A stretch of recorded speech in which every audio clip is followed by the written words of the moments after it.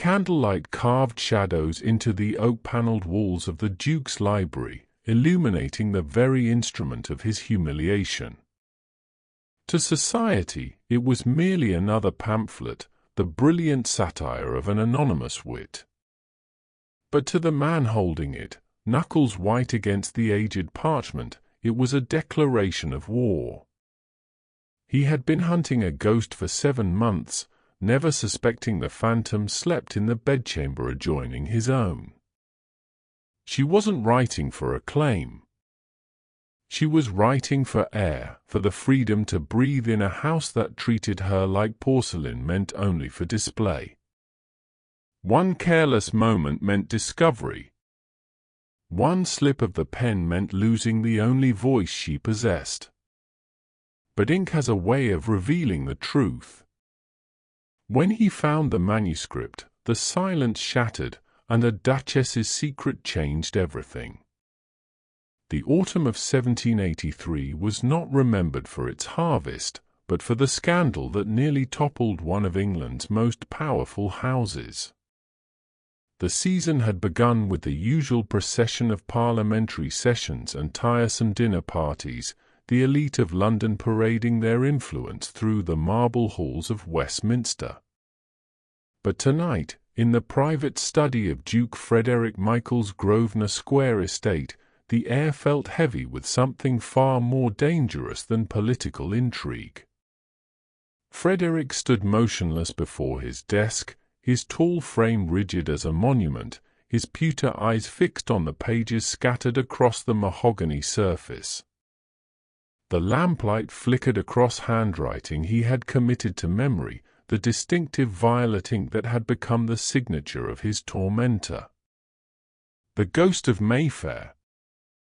The anonymous author who had made him a laughingstock in every drawing-room from Piccadilly to St. James's. Every breath was a battle against the fury rising in his chest. Inhale, control it. Exhale. Think. But thinking was impossible when the evidence lay before him like a confession. Before we continue, if this story has already drawn you in, I invite you to support the channel by liking this video and subscribing. It allows these quiet Victorian tales to reach others who value depth and timeless storytelling. And if you're willing, do leave a comment telling us where you're listening from. It is always a pleasure to see how far these stories travel. He had come to Susan's private writing desk looking for correspondence, something innocuous to prove she had been inviting guests without his approval. A petty concern, he knew, but control was how he maintained order. Instead, he had found drafts, revisions, crossed-out phrases, all in that unmistakable hand, all bearing the acidic wit that had dissected his last speech to Parliament with surgical precision. Looking for something, Frederick. The voice cut through the silence like a blade drawn in the dark. Frederick turned, and for the first time in their 3 years of marriage, he truly saw his wife. Susan Williams stood in the doorway, backlit by the corridor's amber glow, her dark hair unpinned and cascading over her shoulders. She wore a simple dressing gown of deep emerald, but it was her expression that transformed her. No longer the dutiful, silent duchess who nodded through his dinner lectures. No longer the decorative wife who arranged flowers and smiled at his colleagues. The woman before him was something else entirely. Her eyes, usually cast demurely downward, now met his with unflinching clarity. There was no fear in them. No shame. Only challenge. "You have no right to enter my chambers uninvited," Susan said quietly, stepping into the room. Her bare feet made no sound against the Persian carpet, but her presence filled the space like smoke. Though I suppose a man who considers his wife his property sees no need for rights. Frederick's jaw tightened. He lifted one of the pages, hand trembling with barely contained rage. You wrote this. You are the ghost. It wasn't a question. I am, Susan replied, and her voice carried not an ounce of apology. The admission hit him like a physical blow. Months of obsession, of promising rewards for information, of threatening to destroy the author when caught. He had stood before the House of Lords and called the ghost a coward, a charlatan, a pathetic creature hiding behind anonymity because they lacked the courage to face him directly. And it had been her. His wife. The woman who sat beside him at state dinners, who poured his tea, who signed her name Duchess Susan on invitation she was ordered to send. How long? Frederick demanded, his voice low and dangerous. Since the 3rd month of our marriage, Susan answered, moving to stand beside the fireplace, where dying embers cast a copper glow across her features. The night you informed me that intelligent women were tiresome and that I should concern myself with needlework rather than reading the political journals you left scattered about. A memory flickered. He did remember that conversation, though he'd thought nothing of it at the time. She had been reading something of his, some treatise on trade policy. He'd taken it from her hands, irritated that she would touch his materials. You've been mocking me, he said, the words bitter as ash on his tongue. Making me a fool before all of London. Before the king himself. I've been holding a mirror to you, Susan corrected, and there was steel beneath the softness of her voice. You made yourself a fool with your arrogance and your disregard for anyone you deem beneath you. I simply documented it. Frederick took a step toward her, the pages still clutched in his fist. I could destroy you for this. I could have you declared mad, sent away. I could ensure you never write another word. You could, Susan agreed, unnervingly calm. But you won't. Won't I? She moved to a small escritoire near the window and withdrew a leather portfolio tied with black ribbon. Because while you were hunting the ghost, I was cataloguing your sins, Frederick. Every backroom deal you struck with Rothburn. Every bribe you accepted from the railway investors. Every lie you told to the Commons about the state of your tenants' lands. She set the portfolio on the desk between them with deliberate care. I may be your wife, but I am not your accomplice. And if you move against me, this dossier goes to the Morning Chronicle. The room seemed to shrink around them, the walls pressing in with the weight of mutual destruction. Frederick stared at the portfolio, then at the woman who had just revealed herself to be not only his critic but his equal in cunning. This is blackmail, he said hoarsely. This is survival, Susan countered. I have lived for 3 years as a decoration in your house, a silent witness to your cruelties and your vanities. The ghost of Mayfair was the only part of me that remained alive. You will not take that from me. Frederick's mind raced through scenarios, each more ruinous than the last. If he exposed her, she would expose him. If he silenced her, the truth of his own corruption would echo through Parliament forever. But if he did nothing, if he allowed this to continue? What do you want? He asked finally, the question dragged from somewhere deep and wounded. Susan regarded him for a long moment, and in her eyes, he saw not triumph but something more complex. Exhaustion, perhaps. Or possibility. "I want you to read what I actually wrote," she said quietly. "Not the version your pride showed you. I want you to see yourself as I see you, Frederick. Not the Duke of manufactured dignity, but the man capable of better." She paused. "And then we will decide what becomes of this marriage. Together." The word hung in the air like a gauntlet thrown. Together. Frederick looked down at the pages in his hand, then at the woman who had written them. In the candlelight, she seemed less like an enemy and more like a stranger he had been living beside without ever truly meeting. Outside, the London night pressed against the windows, indifferent to the battle of wills unfolding within. But inside the library of Grosvenor Square, the hunt was over. The war for his heart and house had just begun.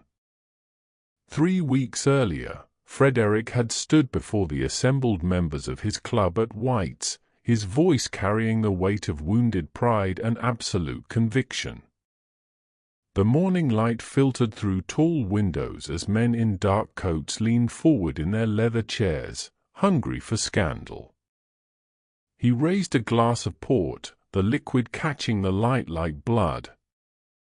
£5,000 to any man who brings me the identity of this coward," he declared, his jaw set like granite.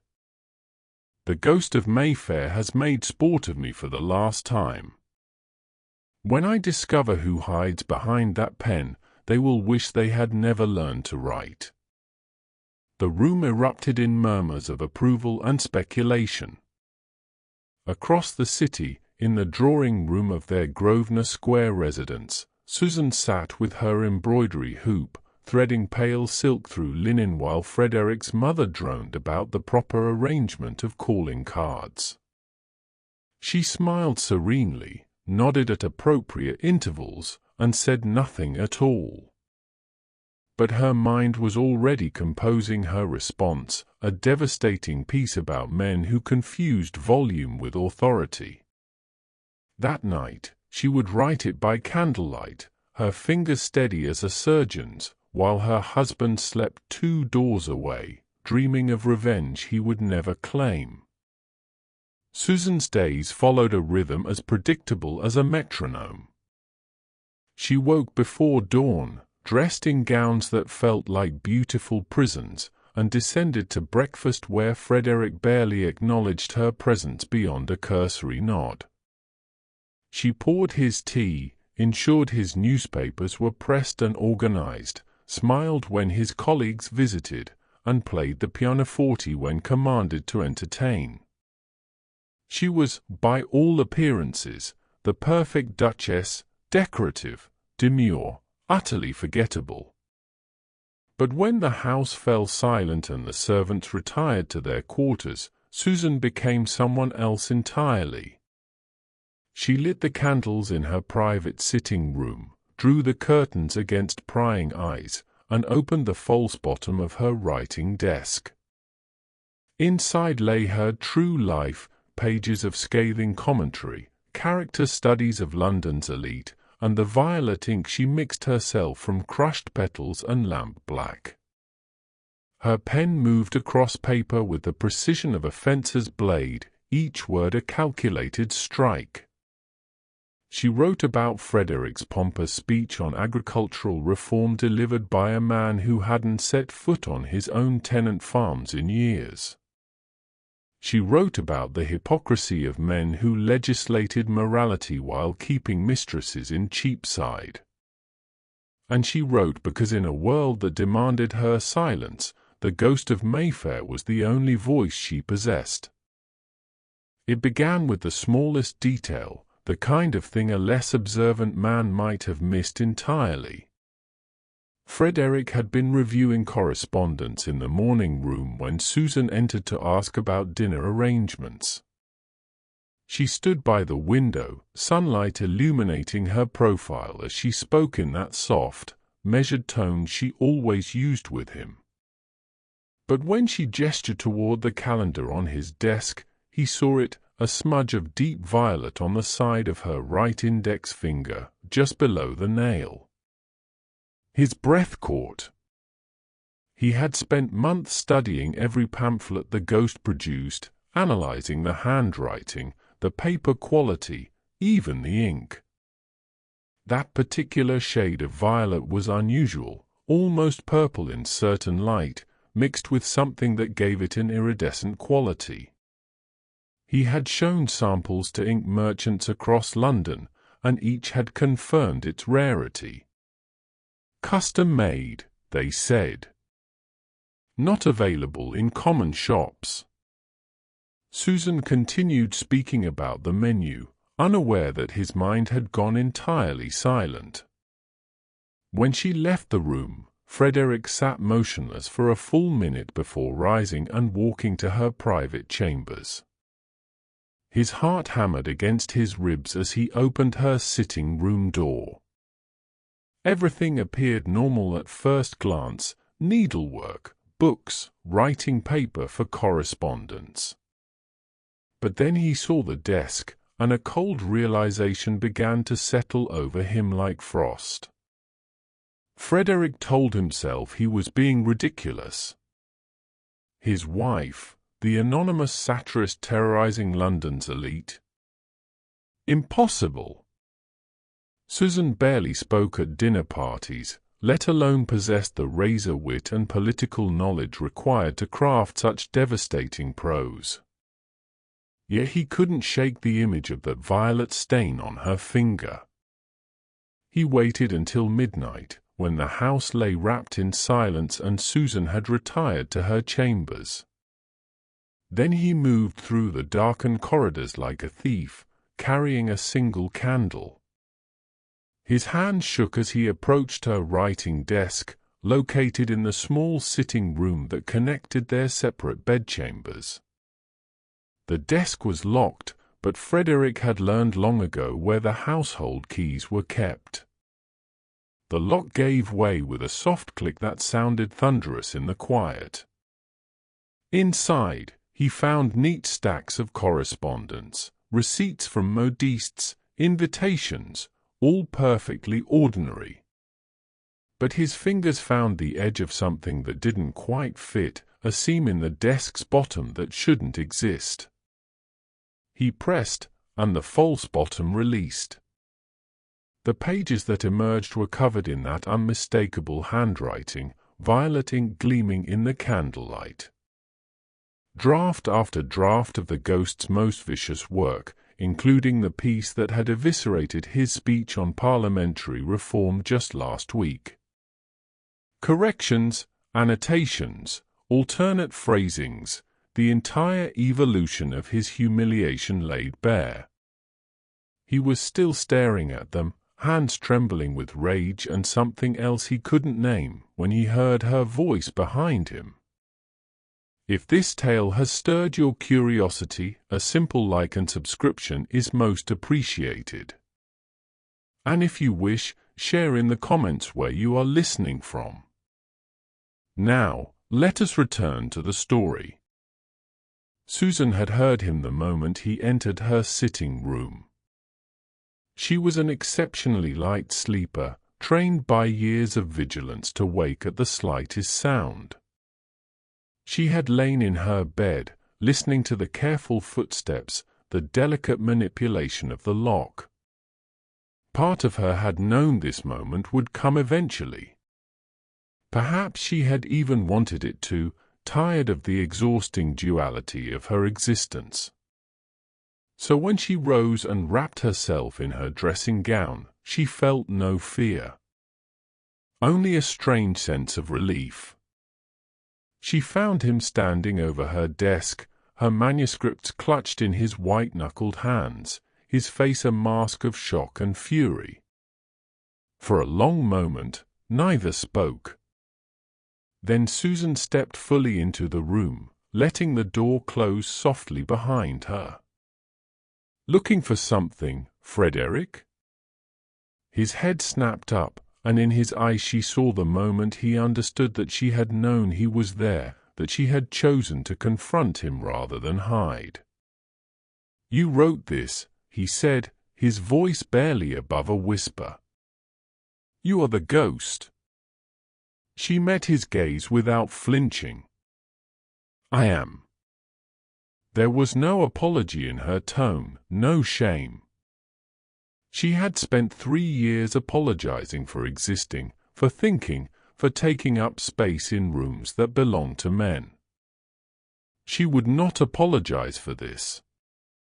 The admission seemed to drain something from him.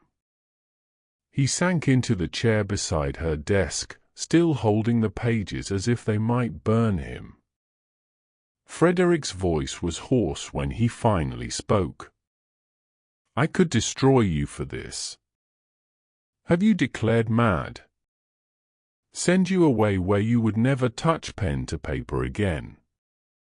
Susan moved to the escritoire and retrieved the leather portfolio she had prepared months ago, insurance against precisely this moment. She placed it on the desk between them with steady hands. "You could," she agreed. "But you won't.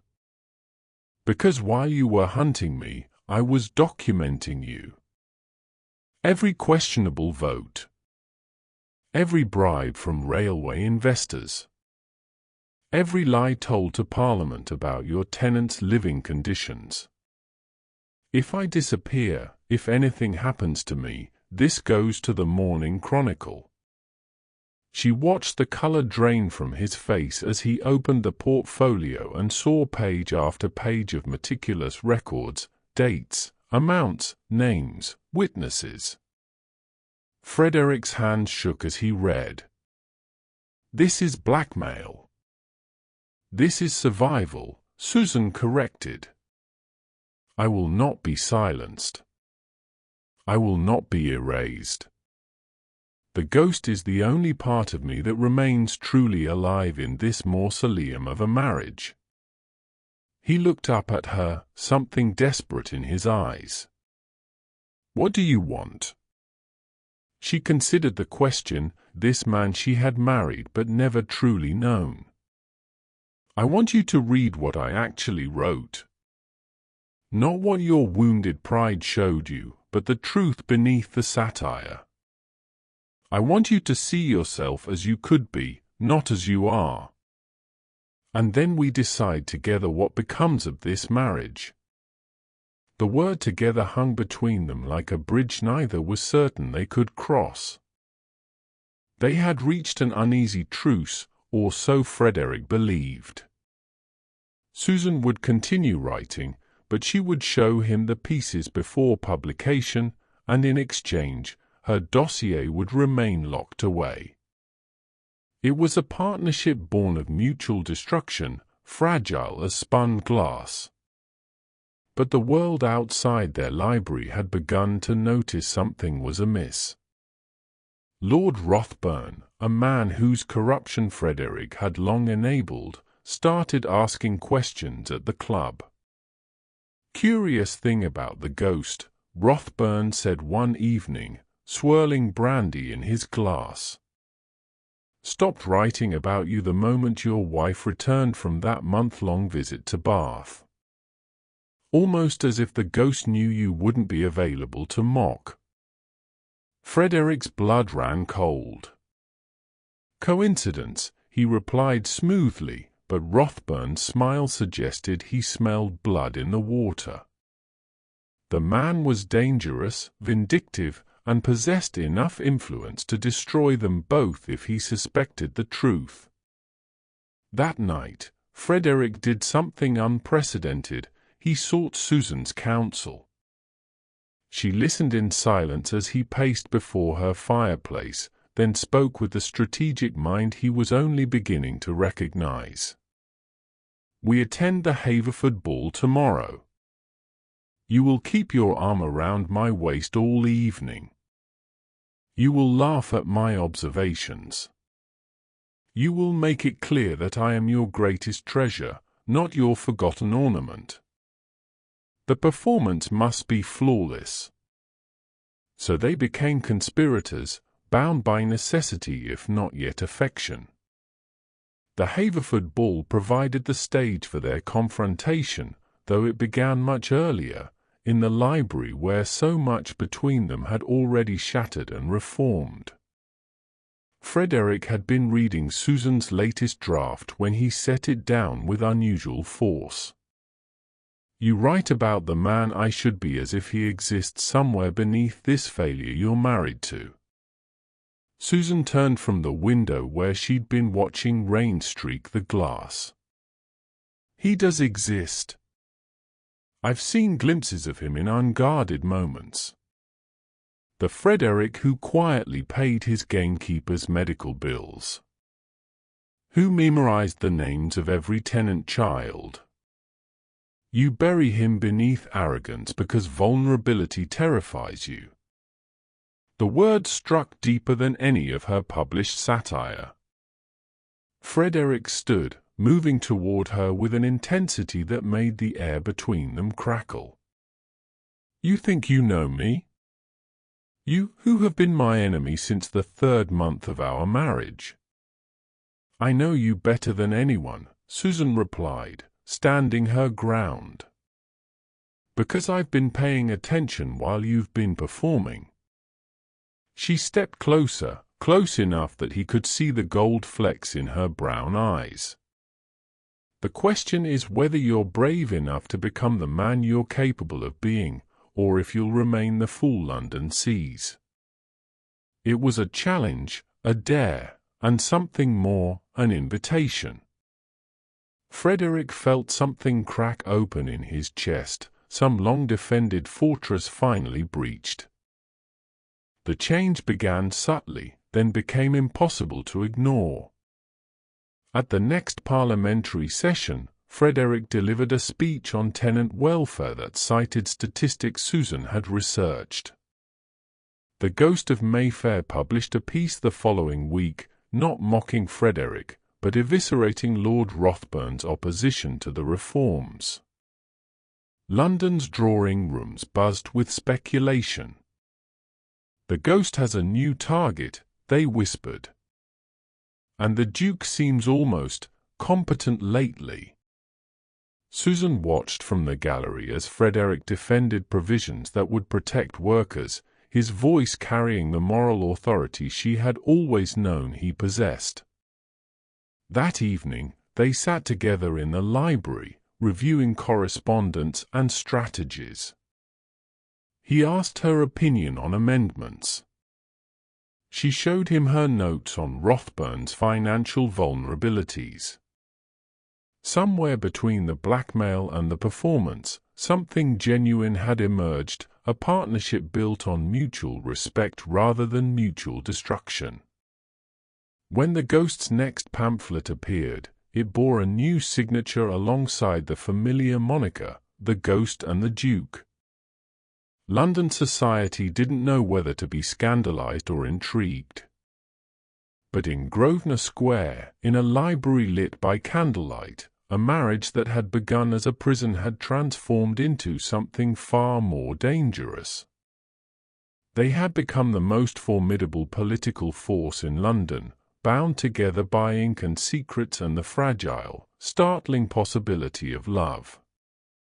If this story has captured your interest, please like the video and subscribe for more.